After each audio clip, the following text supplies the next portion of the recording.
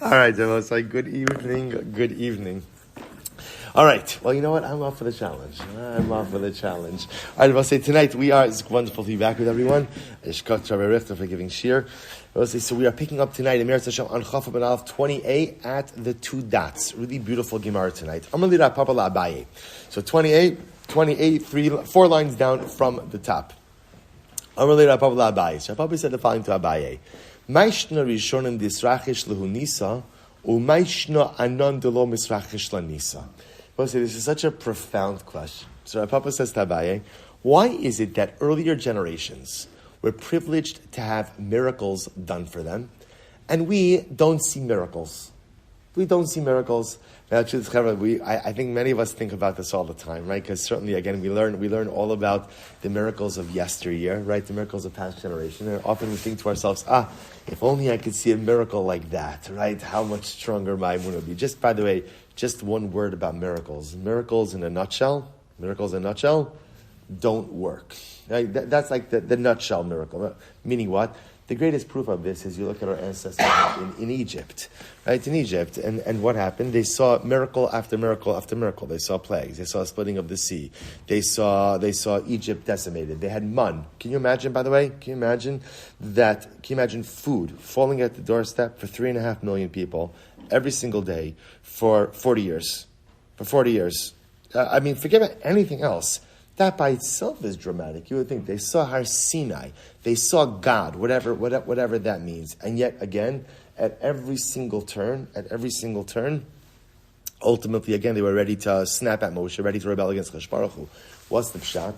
Because at the end of the day, miracles are like fireworks. You ever go to watch fireworks? Right? So what happens when you're watching the fireworks? I was like, and then what happens when the fireworks are over? No one's ever like, you know what, that was the best fireworks show of my life. I'm really going to live differently going forward now. Like that was a transformative event that opened my eyes to really the luminescent holiness and beauty of the universe, and I need to live more and be more.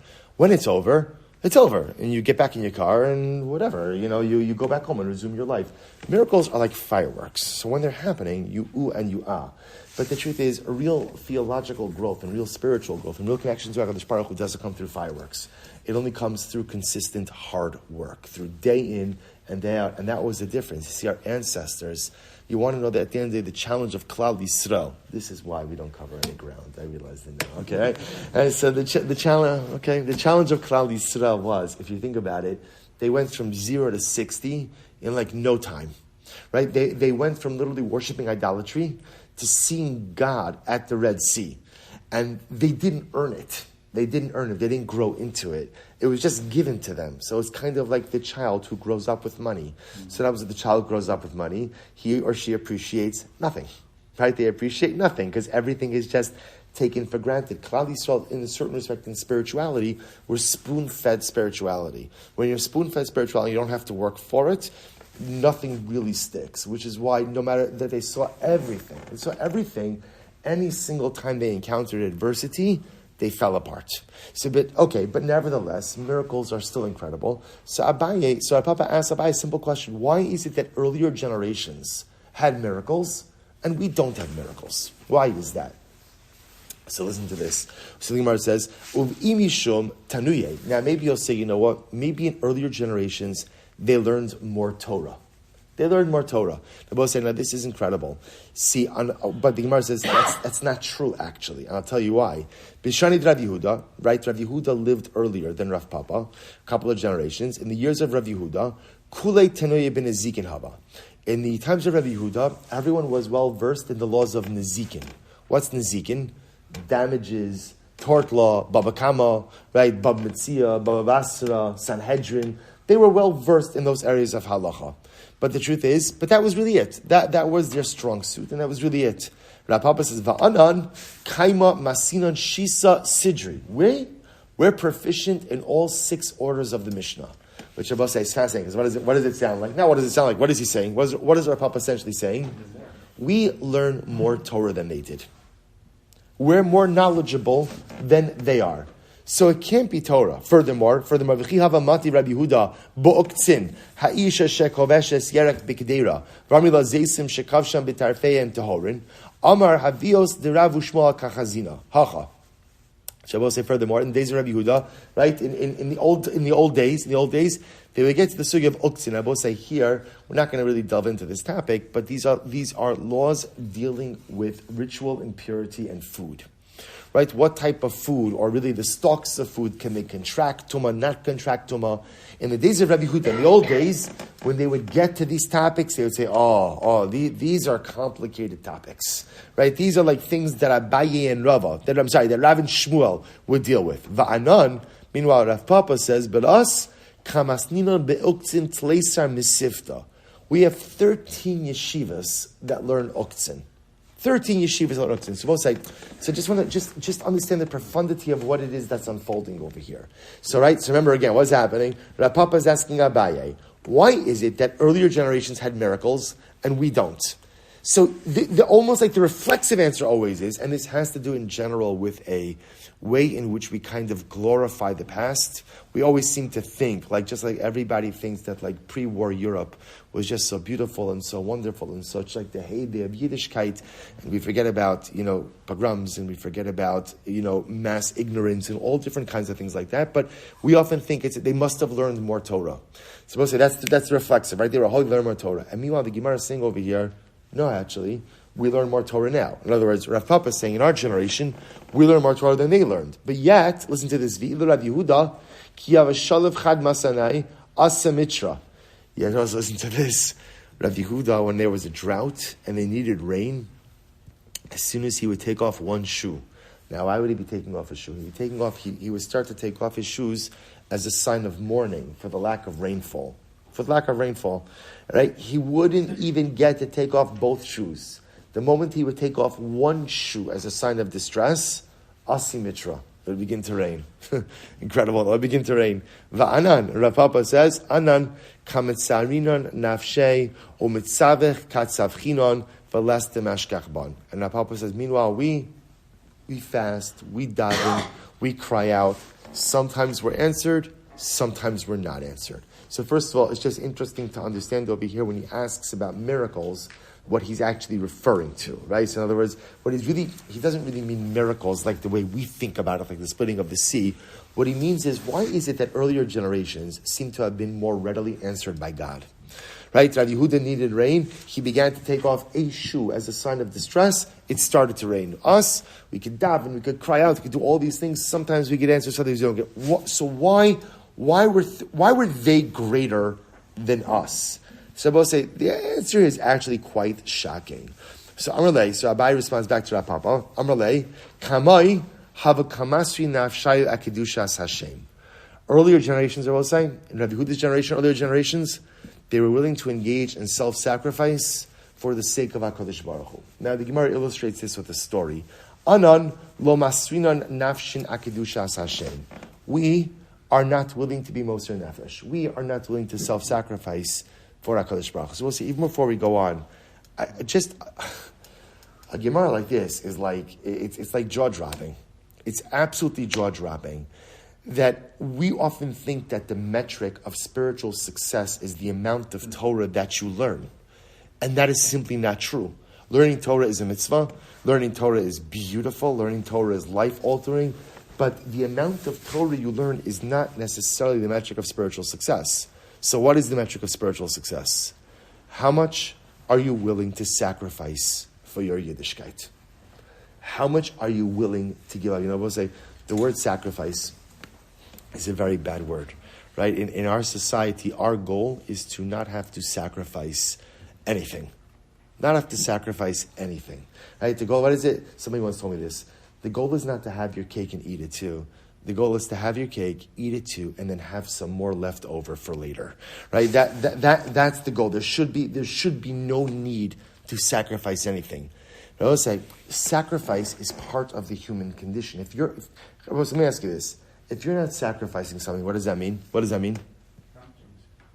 Can mean you're comfortable. Good. What else can it mean? Not trying hard.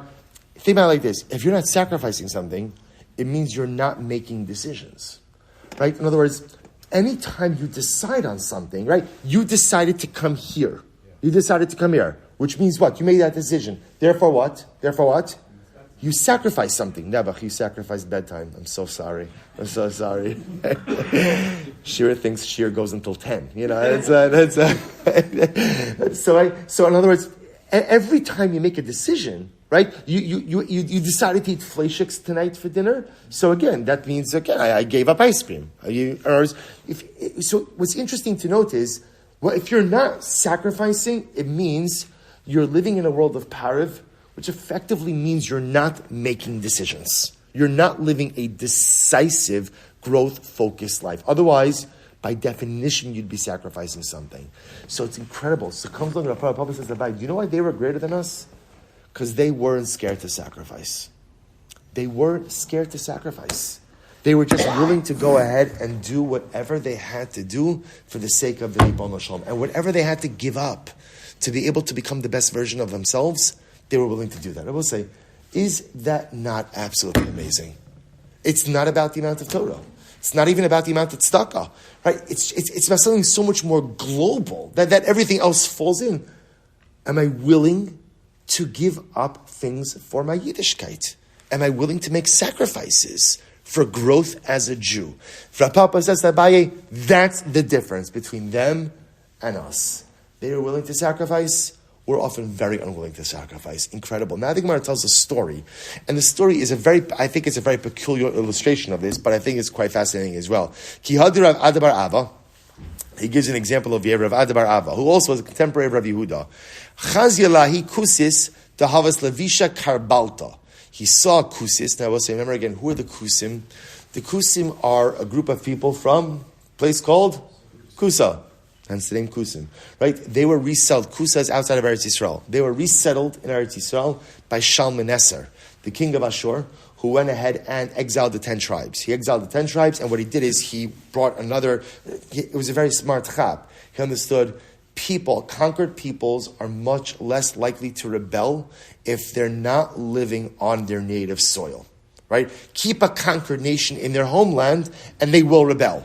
Displace them, and there's a much lesser probability of rebellion. So Shalmaneser took out the 10 tribes, and he brought in these people from Kusa into Eretz Yisrael. They were rampant idol worshippers. What happens is an outbreak of lions, which is not common in Eretz Yisrael, right? Outbreak of lions, and they converted. What was the problem? Easy smiling, easy nose. What was the problem? What? Was it a real conversion or not a real conversion? And this debate about the Kusim goes on and on to the point the Gemara says, the Kusim adopted some things, they didn't adopt other things. The things they adopted, what do Chazal say? Right? The things they adopted, they were excellent at. The things they didn't adopt, they didn't. People sometimes like, that sounds pretty good actually. That sounds like a good approach to Judaism, right? Adopt the good. I'll be good in certain things, and the other stuff maybe I'll just leave on the side. That was the Kusim. So their Jewish identity is always in doubt. So the Gemara tells a story. Then what happens? Rav Adabar Ava sees this Kusi woman. Now we're going to see he didn't know that she was a Kusi. Tahava karbalta. She was wearing a karbalta. Now karbalta was like a cloak associated with royalty, and just had like a haughtiness or an arrogance associated with it. So what happens? Savar de Bas Yisrael, Rav Adabar Ava thought that this was a Jewish woman who was wearing it, and what did he do? Kam kare mine. He grabbed it from her. Now again, we'll say, to be clear, don't do this, right? Not to. You'll see what I think we're supposed to take from this, and it's not to mimic that behavior, right? Different times, different society, different people. Not for us. So he went over to her and he grabbed the cloak. It turns out only one problem. Iglai milsa dekusisi. What was the problem? The problem is the lady wasn't Jewish. So he had grabbed it because he thought it was a Jewish woman wearing an immodest article of clothing. So therefore he felt again that at the end of the day he had to take it, he had to remove it. Turned out she wasn't a Jewish woman, she was a kusis. So what ends up happening? Shaimua ba'arba me'azuzi. Interestingly enough, Rav Adabar Ava was fined. They fined him 400 zuz for his act. Right? You don't go grabbing stuff from people. Right? So they fined him 400 zuz. Amrle mashmecha. So he said to the woman, what is your name? Amrle, she said to him, Masun. My name is Masun. Amar la masun masun arba mea zuz shavia. Masun, you cost me 400 zuz. Now it's a little bit of a play on words because her name is Masun.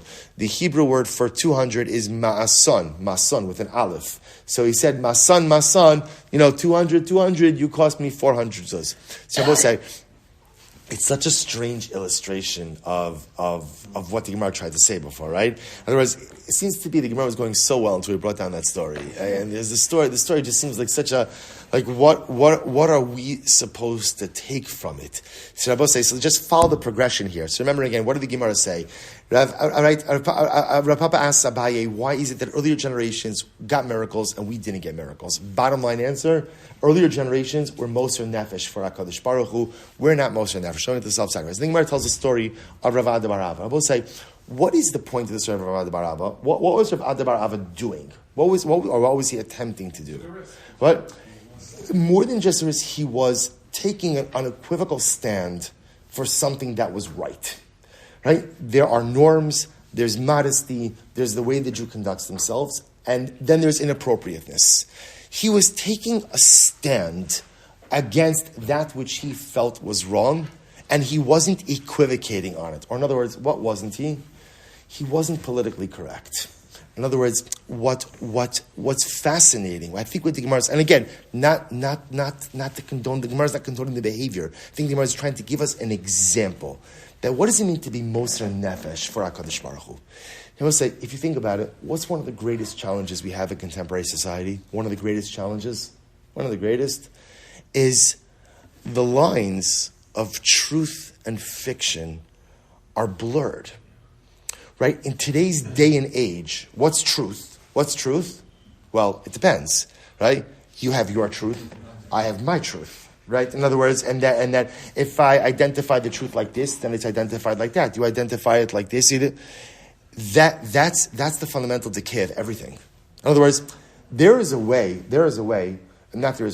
mandate to respect all people with all decisions and anything that they want to do. In other words, it's no good to ever pass judgment on anyone, to learn to accept everyone for who and what they are. But as a society, we also have to learn that you could be whoever you want to be, but you also can't alter certain unchangeable truths. Society only works if there's a true and a false, right? If there's a dark and a light, if there's good and there's evil. The moment you blur all of that is the moment it's just society. And this is what we are living through this. We are actually living through this. So the moment that you go ahead and you just blur all of that is, I don't know, I know this is probably the wrong thing to say, but, to me, one of the things that I just can't wrap my head around, and I'm trying to be such an accepting person, is when on the email signature lines, people put their pronouns. Right? I'm sorry? I actually, for the first time this week, I got a shaila with him, his thing, and that thing. I'm like, I'm not answering you. No, it's not. But here, it's just a perfect thing. And it's actually done with like that. This is serious. Like this, that. This is like, oh yeah. Here's how I should be. And no one sees it. And we buy it because you can't say anything. Because if you say anything, then again, there's a whole bunch of other stuff. But understand what it does. These things, and a person might say, oh, come on, who cares? It's innocuous. Maybe it is innocuous on a day-to-day level. But what it does absolutely do to the fabric of morality and the fabric of right and wrong, and then it obscures and blurs everything. Let's say, I know it's not the greatest societal issue, but it's something. The Gemara says you want to know the difference between earlier generations and they're saying their generation is an earlier generation. There were no apologists for what was right. People don't always like being told what is right. People don't always like it when lines are drawn. People don't always like to know that not everything is okay or not every truth is actually true. But that's what you need in order to build a relationship with HaKadosh Baruch Hu, and that's what you need in order to build a true society. And says, I will say, this is 1,000 years ago, I just want to point out, it's 1,000 years ago. So this is Rav Papa saying to Abaye, that's why they had miracles, because at the end of the day, they had complete moral, societal clarity. And because they had that, again, Rav Ada bar Rava did, don't do that. Would not suggest it. I think it's a bad idea. The Gemara says he was fined. It didn't work. Don't do that. But at least it illustrates a mindset that there's right and there's wrong, and ultimately where there's plenty of room for compromise. There is. As a society, we have to learn how to interact and accept all kinds of people. But on the core pillar truths of society, that there could be no compromise. All right, well, so we'll have to stop over here. I don't know. It could. I don't know what to say. It could be that if it was a Jewess, maybe she would have just been the Kabul, and would not have. I don't know. Pressed charges. The Kusas apparently pressed charges. You're saying it wasn't just like she came after him for damages. It wasn't like it was just assessed because he did the thing. No, but Pasha, she sued him for something. It wasn't Bezdin. It wasn't Bezdin. Yeah, correct. Something. He was correct. She brought him to a non-Jewish court, or whatever it was. Sacrifice that it was a monetary thing that he's sacrificing now. Also, absolutely. He was willing to give up his. Sacrificing his kiddush Hashem. I would tell you even further.